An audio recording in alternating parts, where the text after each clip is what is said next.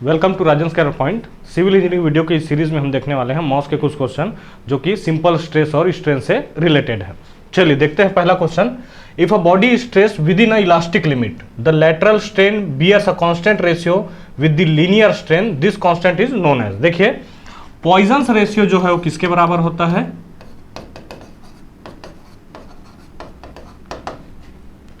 Lateral strain by linear strain. ये कोई body है जिसमें ऐसा फोर्स लगाया गया है जिसके वजह से इसके लेंथ में क्या होगा? इलोंगेशन होगा, और लेंथ में इलोंगेशन होगा तो इसके विड्थ में क्या हो जाएगा? कंप्रेशन होगा। यानी कि लेंथ का वैल्यू बढ़ेगा तो विड्थ का वैल्यू कम होगा।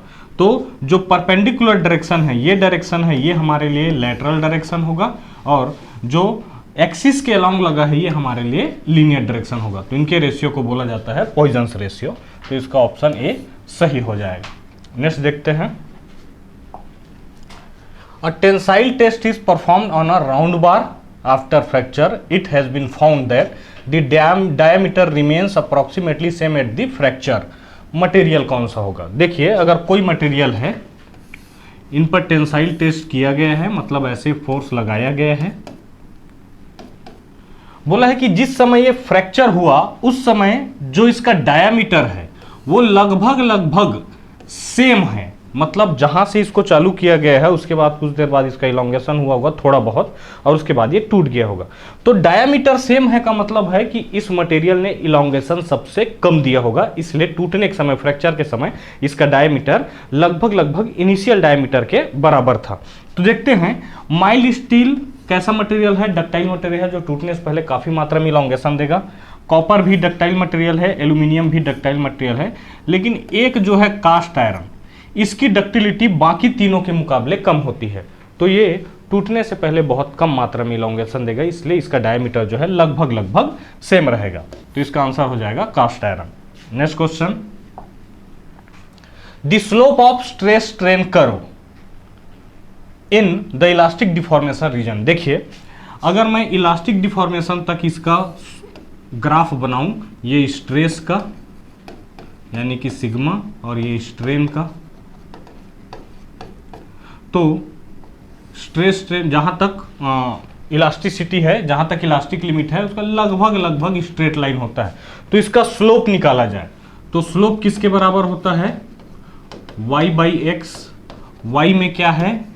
स्ट्रेस है यानी कि सिग्मा है। x में क्या है? स्ट्रेन है यानी कि एप्सिलॉन है या E है। तो स्ट्रेस बाई स्ट्रेन होता है यंग्स मॉडुलस ऑफ इलास्टिसिटी। तो इसका आंसर हो जाएगा इलास्टिक मॉडुलस। नेक्स्ट देखते हैं। The creep strain. क्रीप का मतलब क्या होता है? Permanent deformation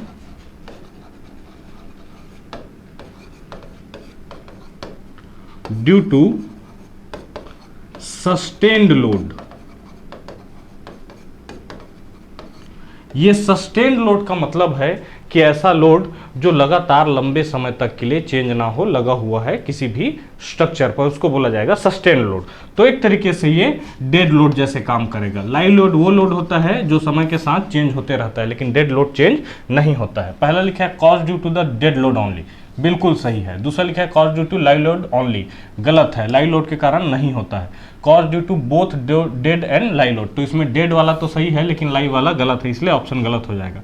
independent of load, तो लोड पे डिपेंड ये करता है, तो इसका सही ऑप्शन हो जाएगा डेड लोड के कारण। इसके जगह लॉन्ग टर्म सस्टेन्ड लोड लिखा हुआ हो सकता है। नेक्स्ट है flashed beam is used to. देखिए अगर किसी भी बीम में के क्रॉस सेक्शन को अगर देखा जाए तो उसमें एक से ज्यादा मटेरियल का यूज किया गया है। सपोज कि इसको मान लेते हैं कि ये स्टील है और स्टील के साथ स्टील जो है वुड के बीच सैंडविच है।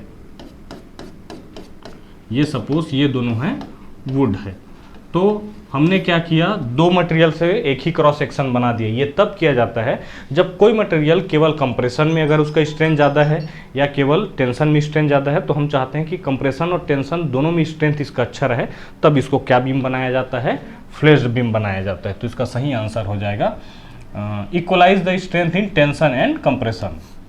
Next question, steel rod of length L and diameter D fixed both and uniformly heated to a temperature rise of delta T. The Young's modulus is E and the coefficient of linear expansion is alpha. The thermal stress, तो देखिए coefficient of thermal stress जिसको हम बोलते हैं alpha, ये है linear expansion, coefficient of linear expansion या coefficient of thermal expansion. ये होता है strain per unit rise in temperature, strain per unit rise in temperature. ठीक है, तो ये हो गया अल्फा। स्ट्रेन होता है change in length by original length, और ये है राइज इन टेम्परेचर। तो यहाँ से चेंज इन लेंथ किसके बराबर आ गया, एल अल्फा डेल टी। इसमें पूछा क्या है, द थर्मल स्ट्रेस, स्ट्रेस पूछा है, ये तो इलोंगेशन आया है। ठीक है, तो स्ट्रेन पूछा है, तो स्ट्रेन अगर यहां से हम फिर से अगर देखें तो यहां से स्ट्रेन किसके बराबर होगा, स्ट्रेन किसके बराबर होगा, अल्फा डेल टी। और स्ट्रेस बाई स्ट्रेन ये किसके बराबर होता है, ई के बराबर होता है। इसको हम स्ट्रेन को एप्सिलॉन ले ले अगर, तो स्ट्रेस बाई स्ट्रेन ई के बराबर, तो स्ट्रेस किसके बराबर, ई स्ट्रेन, स्ट्रेन की जगह ये वाला वैल्यू पुट कर देंगे, तो आपका आंसर क्या आ जाएगा, E alpha del T, E alpha del T. तो इसमें ऑप्शन है E alpha del T. Next question देखते हैं, in a linear hardening plastic material the true stress beyond initial yielding. देखिए यील्ड पॉइंट के बाद क्या होगा, यील्ड पॉइंट के बाद क्या होगा, तो किसके किसके बीच रिलेशन पूछा है, एक तो ट्रू स्ट्रेस और यहां पर होगा स्ट्रेन। तो जो हम नॉमिनल स्ट्रेस स्ट्रेन कर्व बनाते हैं उसमें यील्ड पॉइंट के बाद ये आता है। लेकिन अगर ये क्या बोला है कि जो ट्रू स्ट्रेस है उसका क्या होगा, तो वो क्या होगा, लीनियरली क्या होगा, इंक्रीज होगा। तो इसका जो भी ऑप्शन होगा जिसमें लिखा होगा कि स्ट्रेस जो है लीनियरली इंक्रीज करेगा, तो increases linearly with the true strain, ये बिल्कुल सही है।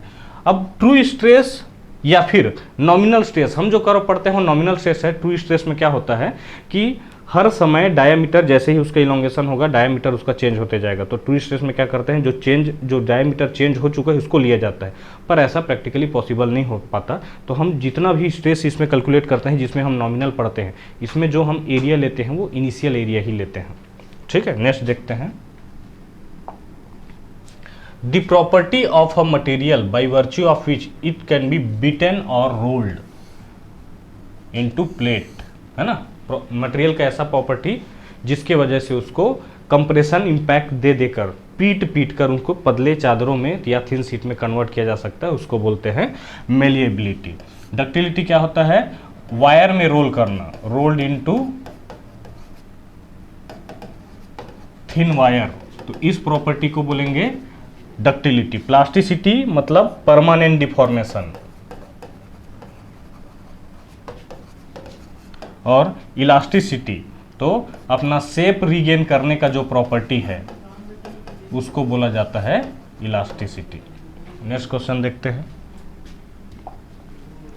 स्ट्रेसेस। देखिए कोई भी मटेरियल है, इसमें हम लोड लगाते हैं, तो सबसे पहले आया लोड। कोई भी मटेरियल में हम लोड लगाते हैं जिसके वजह से उसमें डिफॉर्मेशन आने लगेगा। क्या हो जाएगा, डिफॉर्मेशन आने लग जाएगा। इस डिफॉर्मेशन को रोकने के लिए बॉडी इंटरनल रेजिस्टेंस जो जनरेट करेगा उसको बोला जाता है stress.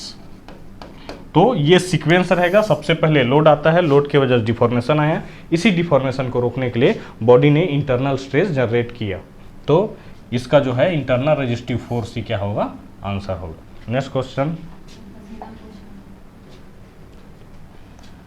The reaction at the rigid support A and B for the bar loaded as shown in the figure। तो इसको सॉल्व करने का बड़ा आसान तरीका है कि जैसे हम सिंपली सपोर्टेड बीम में सॉल्व करते थे कि ये दोनों को आप रिएक्शन मान लो, ए और बी को, और लोड जो लगा है उसको यहाँ लगा दिए। ये लोड है 10 किलो न्यूटन का। यहाँ रिएक्शन निकाल दो, एग्जैक्ट सेम आएगा। तो यहाँ पर 1 मीटर है और यहाँ पर 2 मीटर है। यहाँ पर जब हम लोड निकालते, इस रिएक्शन निकालते हैं आर ए, तो किसके बराबर हो जाएगा? टोटल लोड उधर का distance 2 divided by total distance हो जाएगा 3। यहाँ पर जब आर बी निकालेंगे तो हो जाएगा टोटल लोड इधर का distance 1 divided by total distance 3। तो इसका आंसर 20/3 और 10/3। तो 20/3 पूछा है ए और बी में, तो ए में आया है 20/3 और बी में आया है 10/3। चलिए नेक्स्ट क्वेश्चन देखते हैं। Two parallel equal and opposite forces acting tangentially. ये कोई बॉडी है जिसमें टेंजेंशियली दो पैरेलल फोर्स एक्ट कर रहे हैं। तो इसमें ये बॉडी जो है ऐसा कुछ डिफॉर्म होने की कोशिश करेगा, ठीक है। कॉल्ड, ऐसे फोर्स को क्या कहा जाता है? तो ऐसे फोर्स को कहा जाता है शियर फोर्स। इनको टेंजेंशियल फोर्स भी कहा जाता है। तो बाई ऑप्शन देखेंगे तो कॉम्प्लीमेंट्री स्ट्रेस ये नहीं है, कंप्रेसिव स्ट्रेस नहीं है, ये कंप्रेसिव टेंसाइल कुछ भी हो सकता है। शियर स्ट्रेस जो है बिल्कुल है, टेंसाइल स्ट्रेस ऐसा कुछ भी नहीं है। तो कुल मिला के क्या है? शियर स्ट्रेस है। नेक्स्ट क्वेश्चन देखते हैं। A rigid has Poisson's ratio equal to, अगर रिजिड बॉडी है